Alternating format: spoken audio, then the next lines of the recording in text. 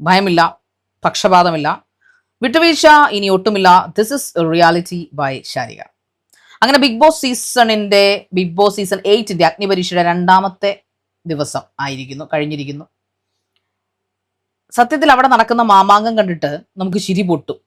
അതായത് അമളികളുടെ ഒരു കൂമ്പാരമാണ്, അല്ലെങ്കിൽ എന്താ പറയുന്നത്, പക്ഷപാതത്തിന്റെ ഒരു കൂമ്പാരമാണ് അവിടെ നടക്കുന്നത്. അവിടെ പങ്കെടുത്ത ആ 40 പേരിലെ പുറത്താക്കപ്പെട്ട ആൾക്കാർക്ക് എങ്കിലും മനസ്സിലായിട്ടുണ്ടാവും അവിടെ എന്താണ് നടക്കുന്ന ഒരു ഐഡിയ. അഗ്നിപരീക്ഷയിൽ ഇതാണ് കാണിക്കുന്നതെങ്കിൽ ബിഗ് ബോസ് ഹൗസിൽ എന്തായിരിക്കും ഇത്രയും കാലം നടന്നിട്ടുണ്ടാവുമെന്ന് നിങ്ങൾക്ക് ഊഹിക്കാമല്ലോ അല്ലേ. പിന്നെ ജഡ്ജസ് ആയിട്ടിരിക്കുന്ന അവിടെ ആൾക്കാർ ഒരു വേള എനിക്ക് തോന്നുന്നു അവർ സ്വയം ചിന്തിച്ചു വെച്ചിരിക്കുന്നത് ഞങ്ങളിപ്പോൾ ബിഗ് ബോസ് ഹൗസിന് അകത്താണ് ഇരിക്കുന്നതെന്ന രീതിയിലാണ്. അത്രയും പത്തറ്റിക് ആയിട്ടാണ് അവരവിടെ പെരുമാറിക്കൊണ്ടിരിക്കുന്നത്. അഖില ആയാലും ഈ പറയുന്ന രഞ്ജിനി ആയാലും റിയാസുവിന് അധികം വാദം ഉറക്കുന്നില്ല, എന്താണെന്ന് അറിയത്തില്ല. കുറച്ച് മുഖത്ത് കുറച്ച് ഗൗരവം വരുത്തി, കുറച്ച് ഗംഭീര, കുറച്ച് എന്താ പറയുക, കുറച്ച് കൗണ്ടർ അടിച്ചാൽ അത് നല്ല ജഡ്ജാവില്ല, അല്ലെങ്കിൽ നല്ല ജഡ്ജ്മെന്റൽ ആവത്തില്ല. അവിടെ നിങ്ങൾ കാര്യക്ഷമതയോടെ കാര്യങ്ങൾ അനലൈസ് ചെയ്ത്, കൃത്യമായിട്ടുള്ള ടാസ്ക് അനലൈസ് ചെയ്ത്, കൃത്യമായിട്ടുള്ള നിയമങ്ങൾ അവർ പാലിക്കുന്നുണ്ടോ എന്ന് ചെക്ക് ചെയ്തിട്ട് വേണം അവരെ ചാടിക്കാൻ. ഇത് കുതിര ചാടുന്ന പോലെ രഞ്ജിനിയും റിയാസും ഒക്കെ അതാണ് നമ്മൾ ചിന്തിക്കുന്നത്. നമ്മൾ ഒരു വേള ചിന്തിച്ചു പോകും, എടാ ഇതിപ്പം 40 പേരിൽ നിന്ന് ബിഗ് ബോസ് ഹൗസിലേക്ക് സെലക്ട് ചെയ്യാൻ ഇവർ ഇരിക്കുവാണോ അതോ ഇവരാണോ ഈ ഹൗസിലേക്ക് പോകുന്നത് നമ്മൾ ഒരു വേള ചിന്തിച്ചു പോകും. ആ തരത്തിലുള്ള പത്തറ്റിക് പെരുമാറ്റമാണ് ജഡ്ജസിന്റെ ഭാഗത്തുനിന്ന് ഉണ്ടായിരിക്കുന്നത്. പിന്നെ അവിടെ നിന്ന് കുറെ ചളി കമന്റുകൾ എന്താ പറയുക റിനീഷ പാസ്സാക്കുന്നുണ്ട്. ഈ പറയുന്ന പോലെ പോകെ അവർ ഇമ്പ്രൂവ് ചെയ്യുമായിരിക്കും. എന്തായാലും അവരുടെ ഇന്നലത്തെ കോസ്റ്റ്യൂം വളരെ നന്നായിട്ടുണ്ട്, വലിയ കുഴപ്പമില്ലായിരുന്നു. അപ്പൊ ഇന്നലത്തെ 40, അതായത് താക്കോൽ എടുക്കാത്ത 20 പേരെ വെച്ചിട്ടാണ് ഇന്നലെ അവിടെ പ്രകടനം നടത്തിയത്. അക്കൂട്ടത്തിൽ എല്ലാവർക്കും സ്ഥിരം കൊടുക്കുന്ന ഒരു പരിപാടിയുണ്ട്, സെൽഫ് ഇൻട്രൊഡക്ഷൻ. അവരാരാണ് എന്ന്. അപ്പൊ നമ്മൾ പ്രേക്ഷകര് ഈ 40 പേരെയും പരിചയപ്പെട്ടു. അതിൽ എനിക്ക് മനസ്സിലായ ഒരു കാര്യം, ഇവിടെ എവിടെയാണ് കോമണേഴ്സ് ഉള്ളത്? ഒരുപാട് പേരുടെ ഇൻബോക്സിൽ വന്ന് കമന്റ് ചെയ്തിട്ടുണ്ട്, ശാരി ചേച്ചി ഇതിലെവിടെയാണ് ഒരു കോമണർ ഉള്ളത്? കോമണർ എന്ന് പറഞ്ഞാൽ സാധാരണക്കാരാണ്. പക്ഷെ ബിഗ് ബോസ് ഉദ്ദേശിക്കുന്ന സാധാരണക്കാർ അവരായിരുന്നു. നമ്മൾ ഉദ്ദേശിക്കുന്ന സാധാരണക്കാരല്ല. എന്റെ ഗർഭം ഇങ്ങനെയല്ല എന്നാണ് ബിഗ് ബോസ് പറയുന്നത്. അതായത് അതിലൊരു 40 പേരിൽ എടുത്ത് മാറ്റി നിർത്തിയാൽ അതിലൊരു 30ഓ 32ഓ പേരും ഹൈ പ്രൊഫൈൽ ആൾക്കാരാണ്. They are not commoners. I don't think so. അപ്പൊ എന്താണ് ബിഗ് ബോസിന്റെ കോമണർ ഡെഫിനിഷൻ? സാധാരണക്കാരിൽ നിന്ന്.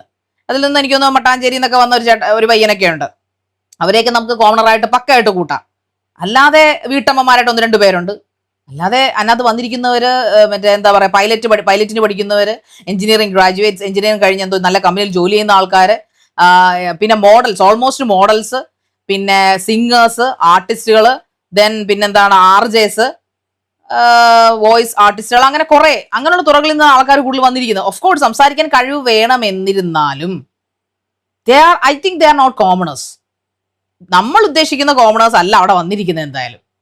അപ്പൊ നമ്മൾ ഉദ്ദേശിക്കുന്ന, അപ്പോൾ അവിടുന്ന് കിട്ടാതെ യൂണിവേഴ്സിറ്റിയിൽ ഫെയിലായിട്ട്, ഷൂട്ടൊക്കെ കഴിഞ്ഞല്ലോ, ഫെയിലായി നിൽക്കുന്ന ആൾക്കാർക്ക് ഉറപ്പായിട്ടും അറിയാൻ പറ്റിയിട്ടുണ്ടാവും അവിടെ എന്താണ് നടക്കുന്നതെന്ന്. അപ്പോൾ അവർക്ക് ബോധ്യപ്പെട്ടിട്ടുണ്ടാവും ഇനി ആ ഹൗസിനകത്ത് ഇനി ഇതിലപ്പുറം എന്താണ് നടക്കാൻ പോകുന്നതെന്ന്, അല്ലെങ്കിൽ ഇത്രയും കാലം നടന്നുകൊണ്ടിരുന്നത് എന്താണെന്ന്. അപ്പോ ഞാൻ നേരത്തെ പറഞ്ഞത് പിന്നെ ആവർത്തിക്കുകയാണ്, ബിഗ് ബോസ് ഒരു കലാമൂല്യമുള്ള ഒരു ഷോ അല്ല. പണ്ടൊക്കെ നമ്മുടെ നാട്ടിൽ റിയാലിറ്റി ഷോകളെന്ന് പറഞ്ഞു കഴിഞ്ഞാൽ, അല്ലെങ്കിൽ എന്ത് ഷോയും ആയിക്കോട്ടെ, അതൊരിപ്പോ ഒരു എന്താ പറയാ, ഇപ്പൊ ഇന്ത്യൻ ഐഡൽ, അല്ലെങ്കിൽ ഐഡിയ സ്റ്റാർ സിംഗർ, അല്ലെങ്കിൽ ഈ പറയുന്ന പോലെ എന്താണ് D4 dance, best actor. So ഇതൊക്കെ കലാമൂല്യമുള്ള ഒരു ഷോ എന്ന് ഇത് പല ചാനലുകൾ അവതരിപ്പിച്ചിട്ടുണ്ട്. വെറുതെ അല്ല ഭാര്യ, കുറെ ചാനലുകൾ കുറെ ഷോസ് നടത്തിയിട്ടുണ്ട്. കൂട്ടത്തിൽ ഈ ബിഗ് ബോസ് എന്ന് പറഞ്ഞ ഷോ മാത്രം, അതിന് ഏത് ചാനൽ ആയിക്കോട്ടെ, നമ്മൾ ചാനലിൽ ഇവിടെ പറയുന്നില്ല, ഏത് ചാനലും ആയിക്കോട്ടെ, ചാനൽ പൈസ കിട്ടുന്നതുകൊണ്ടാണ് അവര് ഇത് തലയിൽ വെച്ചുകൊണ്ട് നടക്കുന്നത്. അതും നമ്മുടെ നാട്ടിലെ പ്രസ്റ്റീജിയസ് ആയിട്ടുള്ള ഒരു ചാനൽ, നൂറ്റാണ്ടുകൾ പാരമ്പര്യമെന്ന് ഞാൻ പറയത്തില്ല, എങ്കിലും അത്യാവശ്യം പാരമ്പര്യമുള്ള ഒരു ചാനൽ, നമ്മുടെ നാട്ടിലെ ആദ്യത്തെ സ്വകാര്യ ടെലിവിഷൻ ചാനൽ. അവര് ഈ ഒരു സാധനം തലയിൽ എടുത്തു വെച്ച് കഴിഞ്ഞാൽ അവർക്ക് ഇഷ്ടം പോലെ പൈസ കിട്ടുന്നുണ്ടാവും, അതൊക്കെ സംഭവിച്ചു. പക്ഷെ എന്ത് കലാമൂല്യവും എന്ത് സോഷ്യൽ റെസ്പോൺസിബിലിറ്റിയുമാണ് ആ ചാനൽ കൊടുക്കുന്നത്? എന്ത് എന്റർടൈൻമെന്റ് ആണ് കൊടുക്കുന്നത്? ഇതിനൊക്കെ എന്റർടൈൻമെന്റ് നിങ്ങൾക്ക് വിളിക്കാൻ പറ്റുമോ? പക്ഷെ കോമണർ എന്ന ഒരു സെക്ഷൻ വെച്ചപ്പോൾ നമ്മളെല്ലാവരും ചിന്തിച്ചു, സാധാരണക്കാർ അങ്ങോട്ട് വരുന്നുണ്ട്. അപ്പോൾ തീർച്ചയായിട്ടും സാധാരണക്കാരുടെ വികാരവിക്ഷുബ്ധം, അവിടെ അഭിനയം ഉണ്ടാവില്ല. സാധാരണക്കാർക്ക് തന്നെ അഭിനയിക്കാൻ പറ്റില്ല, അവർ ജീവിക്കുമായിരിക്കും. മറ്റവരൊക്കെ കൂടുതലും സിനിമാ നടിമാരും സീരിയൽ നടിമാരും ആർട്ടിസ്റ്റുകളും ഒക്കെയാണ്. So they can act in front of cameras, they can definitely act. ഇല്ലെന്നൊക്കെ പറഞ്ഞാലും അവിടെ പലരും അഭിനയിച്ചിട്ടുണ്ട്, ഓൾമോസ്റ്റ് ആൾക്കാർ അഭിനയിച്ചിട്ടുണ്ട്. അപ്പൊ സാധാരണക്കാർ വരുമ്പോൾ നമ്മൾ ചിന്തിക്കുന്നത് എന്താ, ഇത് പച്ചയായ ജീവിതങ്ങൾ, ഈ ഒരു സീസണെങ്കിലും നമ്മളത് പ്രതീക്ഷിച്ചു, ഞാനത് പ്രതീക്ഷിച്ചു. പഴയ തന്നെ ശങ്കരൻ പിന്നെയും തെങ്ങയെ തന്നെ. ശങ്കരന് നല്ല കരിക്കും നല്ല തേങ്ങയും ഒക്കെ ഇട്ട് അവിടെ നിന്ന് കുടിച്ച് കാശുണ്ടാക്കിയാൽ മതി, വേറെ ഒന്നും വേണ്ട. മനസ്സിലായോ? അപ്പോ എന്തായാലും ഇങ്ങനൊരു ഒരു ഫേക്ക് പരിപാടി 21 ദിവസം കാണേണ്ടി വരും. ഞാൻ അതിനെക്കുറിച്ച് റിവ്യൂ ഇടും. എന്തായാലും അവരിറങ്ങി, അപ്പൊ നമ്മളും ഇറങ്ങി പുറപ്പെടണമല്ലോ. നമ്മൾ അവിടെ പോയി കുറെ അനുഭവിച്ച ആൾക്കാരായതുകൊണ്ട് നമുക്കും അറിയാം ഇതെന്താണ് ഇവർ. അപ്പൊ നമ്മൾ ചിന്തിച്ചത് നമ്മൾ അതിൽ നിന്ന് വ്യത്യസ്തമായിട്ട് എന്തെങ്കിലും ഇപ്രാവശ്യം ഉണ്ടാകുമോ എന്ന് അറിയാനാണ് സത്യത്തിൽ ഞാൻ ഇതിനെ മേളിൽ കണ്ടുപിടിച്ചിരിക്കുന്നത്. ഒരു വ്യത്യസ്തത ഉണ്ടാകാൻ പോകുന്നില്ല. ഇപ്പൊ തന്നെ കാണിക്കുന്ന ഗെയിംസ് ഒക്കെ എന്താണ്? ലോക്കൽ ഗെയിംസുകളാണ്. തമിഴ് ബിഗ് ബോസിൽ അല്ലെങ്കിൽ ഹിന്ദി ബിഗ് ബോസിലൊക്കെ കാണിക്കുന്ന പോലെ ടഫ് ഗെയിംസ്. അഗ്നിപരീക്ഷ എന്തിനാണ് ഇവർ പേരിട്ടിരിക്കുന്നത്? എന്തിനാണ് അഗ്നിപരീക്ഷ? എടാ, അറ്റ്ലീസ്റ്റ് ബ്രെയിൻ ഉപയോഗിച്ച് ചെയ്യാൻ പറ്റുന്ന ഒരു ഗെയിം. ഓട്ടെ, ഫിസിക്കൽ ടാസ്ക് വേണ്ടെങ്കിൽ വേണ്ട, ബ്രെയിൻ ഉപയോഗിച്ച് ഇച്ചിരി ആലോചിച്ചൊക്കെ ചെയ്യാൻ പറ്റുന്ന കുറച്ച് സാധനങ്ങൾ കൊടുക്കൂ. എടാ, തുടക്കമെന്ന് പറയാൻ 21 ദിവസത്തിൽ 2 ദിവസം കഴിഞ്ഞു, ഇപ്പൊ 19 ദിവസം ആയില്ലേ? അപ്പൊ ഇനി ഇവരെന്താണ് ഉദ്ദേശിക്കുന്നത്? ഇനി ഇതിലും പത്തറ്റിക്ക്. ഒന്നാമത്തെ കാര്യം, ഇതിന് കൃത്യമായിട്ടുള്ള ഒരു സ്ക്രിപ്റ്റ് ഉണ്ടോ എന്ന് തന്നെ എനിക്ക് സംശയമാണ്. അതായത് ഒരു സ്റ്റാൻഡേർഡ് സ്ക്രിപ്റ്റ് ഉള്ള ക്രിയേറ്റീവ് ഡയറക്ടർ ഇതിന് ഉണ്ടോ എന്ന് എനിക്ക് സംശയമാണ്. കാരണം അവരുടെ ഐഡിയ ആണല്ലോ ഇതിപ്പോ, ഓൺ ദ സ്പോട്ട് ഉണ്ടാകുന്ന ഐഡിയ അല്ലല്ലോ. ഇതിനൊക്കെ സ്ക്രിപ്റ്റ് കൊടുത്തിട്ടല്ലേ ഇത് ചെയ്യിക്കുന്നത്. വേറൊരു മെന്റലിസ്റ്റ് ആയിട്ട് വന്നൊരു പയ്യൻ, അവൻ ഈ പറയുന്ന പോലെ ബ്ലോഗ്സ്, കഴിഞ്ഞ എപ്പിസോഡിൽ ഉണ്ടായിരുന്ന ബ്ലോഗ്സ് അടുക്കി വയ്ക്കുന്ന മത്സരത്തിൽ അവരതിനകത്ത് പറയുന്നുണ്ട്, നിങ്ങൾ പല രീതിയിലുള്ള ജാമിതീയ രൂപങ്ങൾ, അതായത് ജാമിതീയ രൂപങ്ങൾ കാണിക്കുക എന്നുള്ളതാണ്. അതെങ്ങനെ വേണമെങ്കിലും ചെയ്യാം, ഒരെണ്ണത്തിന്റെ പുറത്ത് ഒരെണ്ണം അടുക്കി വെക്കുക, ഒരുമിച്ച് അടുക്കരുതെന്ന് അതിനകത്ത് പറഞ്ഞിട്ടില്ല. അതും പറഞ്ഞെന്നും പറഞ്ഞു ചെറുക്കൻ്റെ ഇടയ്ക്ക് ഒരു അനീതി കാണിച്ചു അവിടെ. നീ ഒരുമിച്ച് അടുക്കി വെച്ചത്രേ, ഒരുമിച്ച് അതിനകത്ത് പറയുന്നില്ല. അതാ കണ്ടസ്റ്റന്റ് വന്നിട്ട് അവന് ഇൻസ്റ്റാഗ്രാം ചാനലിൽ പറയുന്നുണ്ട്, ഒരുമിച്ച് അടുക്കരുത് എന്ന് പറഞ്ഞിട്ടില്ല. ആ ഒരു സാധനം എനിക്കും അറിയാവുന്ന ഒരു കാര്യമാണ്. ഞാൻ ഹൗസിലായിരുന്ന സമയത്ത് അവിടെ മലയാളം പാട്ടുപാടി ഡാൻസ് ചെയ്ത് ജയിക്കേണ്ട ഒരു മത്സരം വന്നപ്പോൾ, അതായത് ഈ പറയുന്ന പോലെ എന്താ പറയുന്ന 3 ദിവസം നമുക്കൊരു എവിക്ഷൻ കിട്ടിയല്ലോ.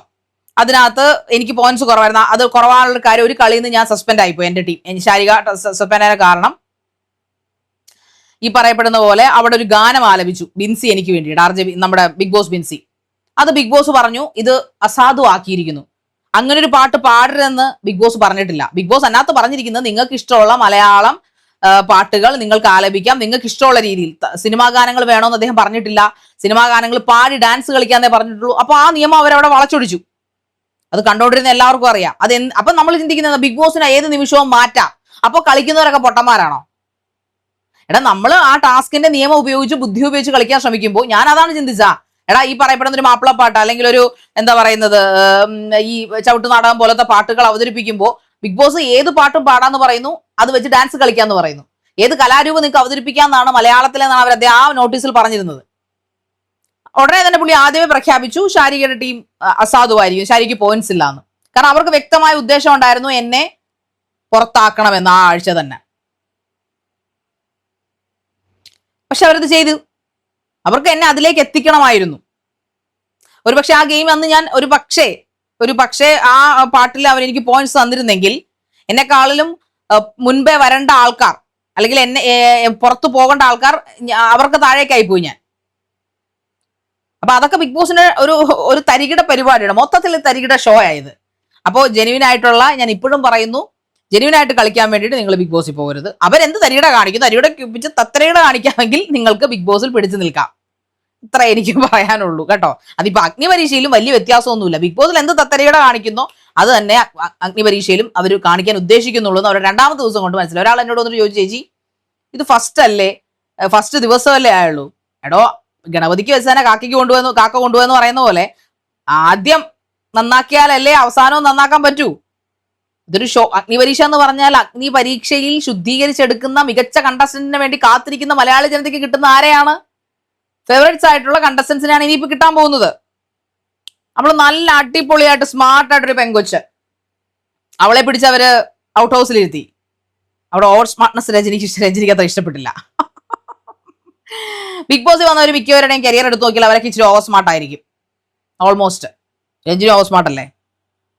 റിയാസ് ഓവർ സ്മാർട്ട് അല്ലേ? അഖിൽമാരെ ഓവർ സ്മാർട്ട് അല്ലേ?